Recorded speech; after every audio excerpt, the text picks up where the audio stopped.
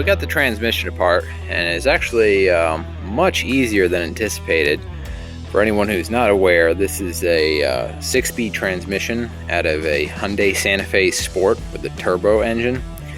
And as you can see here, we've got this problem here that I made a video on. This has to do with your all-wheel drive, and this is what's broken.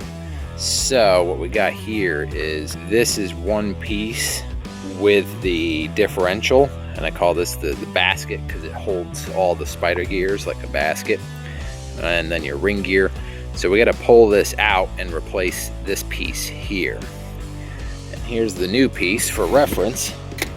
So this is the new piece, and you see the issue we're having. It's actually very, very easy. Once you have the transmission out, it is just these bolts all along here.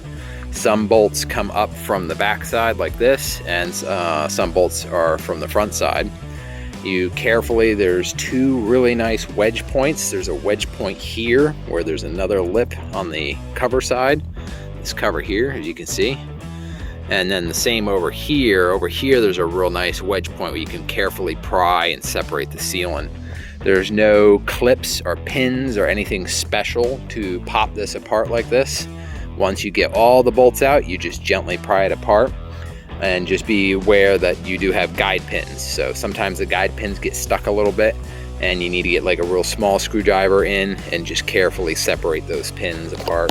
Those just help guide the cover on to make sure it's perfectly aligned. But yeah, check it out.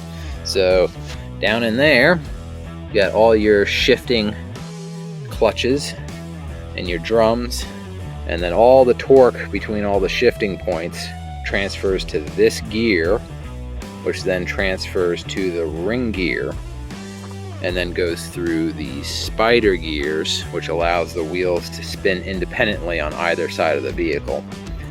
And that's the problem we have. So it's been a problem for a while. I'm just finally getting around to it. But as you can see here, here is your internal transmission filter. You're really not doing yourself any favors if you don't replace that while you have the transmission apart. So do the full maintenance, replace that filter, clean out any old oil that you can find. Cleanliness is absolutely key to stuff like this.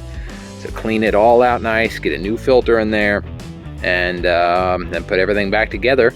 I'm going to try and get a new seal for here. And so you can see over here, there's a seal right there. And then down in there, there's a seal for the spider gear. And I think that's kind of why these fail, is there's no oil or grease in these splines at all. And so it rusts up between the transfer case and the transmission, and that's it starts wearing because there's there's gonna be a little bit of slight play. It starts wearing and then it strips out because of the rust. So that's what I'm thinking. Got to this kind of in the nick of time too. You can see this seal here was leaking a little bit. This is the seal for the torque converter. So replace the seals, all the seals that we can while we're here.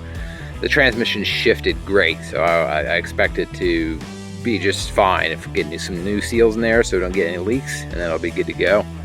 All right, well, that's the update, so hopefully this helps someone out. That's pretty cool. So yeah, we're gonna unbolt this, get this basket replaced, and we're gonna have all-wheel drive again. Nice.